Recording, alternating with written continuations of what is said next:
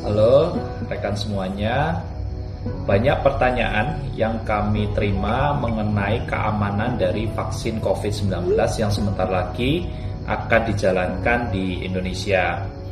Terutama pertanyaan itu mengenai apakah mungkin seseorang itu gara-gara vaksin COVID malah menjadi terkena COVID. Saat ini ada beberapa jenis vaksin yang beredar di pasaran yang telah memenuhi uji klinis fase 3 dan siap untuk digunakan. Tetapi untuk memahami bagaimana cara kerja dari masing-masing vaksin ini, kita akan belajar melalui ilustrasi berikut ini.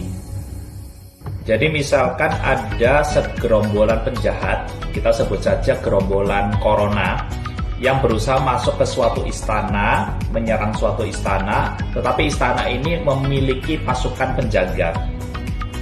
Tetapi karena gerombolan corona itu termasuk gerombolan yang baru, mereka kadang-kadang gampang masuk ke dalam istana tanpa dikenal oleh pasukan penjaga, karena pasukan penjaga ini tidak tahu bahwa gerombolan ini adalah penjahat. Karena itu, untuk meningkatkan kemampuan penjaga, maka penjaga ini perlu dilatih supaya mereka mengenal penjahat ini seperti apa dan mampu menghadapinya dengan efektif. Ada beberapa macam cara untuk melatih penjaga ini. Cara yang pertama, penjahat gerombolan corona ini memiliki ciri khas, yaitu mereka memiliki tanduk.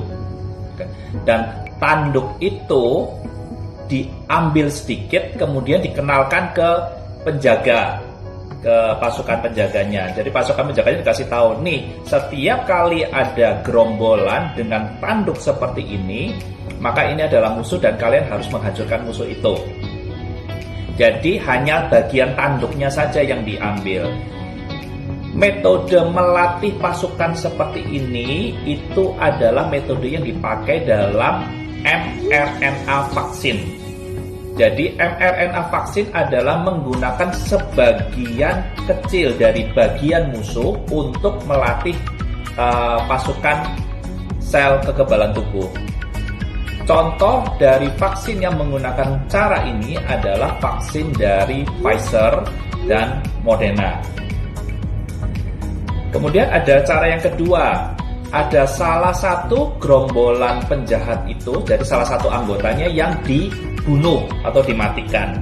Kemudian jasadnya dibawa masuk ke istana, kemudian dikenalkan kepada pasukan pengawal. Ini adalah musuh yang kalian harus hancurkan, tapi musuh ini dalam kondisi sudah mati. Perhatikan bentuknya, perhatikan tanduknya, pakaiannya, apa yang mereka pakai, tanda-tanda di badannya, dan begitu melihat musuh seperti ini, segera hancurkan. Jadi metode melatih pasukannya adalah dengan cara menggunakan musuh yang telah mati, kemudian dikenalkan kepada pasukan. Metode ini dikenal dengan nama metode inactivated virus.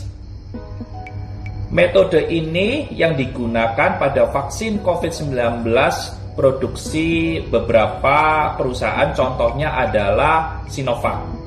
Jadi Sinovac menggunakan metode inactivated virus.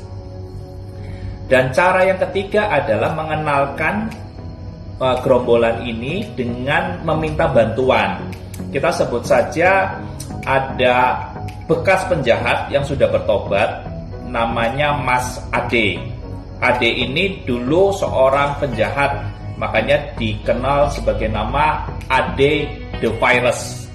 Dia dulu seorang penjahat, tapi karena sudah bertobat dan menjadi baik dan bisa membantu kerajaan ini, maka namanya diganti menjadi adenovirus atau disingkat adenovirus.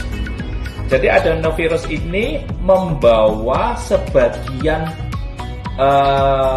dari tubuh penjahatnya. Jadi diambil bajunya, diambil tanduknya, diambil tangannya sedikit, terus dibawa masuk ke dalam kerajaan. Tetapi yang dibawa bukan utuh, tapi hanya sebagian saja. Oleh Mas Ade, bagian-bagian tubuh ini diikat kemudian dibawa ke dalam istana dan dikenalkan kepada pasukan pengawal. Ini loh, kalau kalian nemuin yang tanduknya kayak gini, bajunya kayak gini, lengannya kayak gini, ini adalah musuh yang harus kalian hadapi. Nah, metode vaksin yang menggunakan cara ini meminta bantuan dari Mas adenovirus adalah metode yang dikenal dengan nama metode adenovirus. Dan beberapa vaksin yang menggunakan metode ini antara lain vaksin dari AstraZeneca, Oxford. Jadi dengan mengetahui cara kerja dari masing-masing vaksin yang beredar di pasaran saat ini, terbukti bahwa tidak mungkin gara-gara vaksin seseorang malah menjadi terkena infeksi COVID-19, karena yang digunakan sekali lagi hanya bagian kecil dari virus itu sendiri atau bahkan virus yang telah dimatikan. Mudah-mudahan dengan mengerti cara kerja dari masing-masing vaksin, kekhawatiran berlebihan kita terhadap keamanan dari vaksin ini bisa berkurang dan kita bisa membantu pemerintah dalam mensukseskan pelaksanaan vaksin COVID-19. Mewakili teman-teman dari Pedaweri Cabang Banten, saya Dr. Yesin Lai. Semoga informasi ini bermanfaat untuk rekan-rekan semuanya. Salam.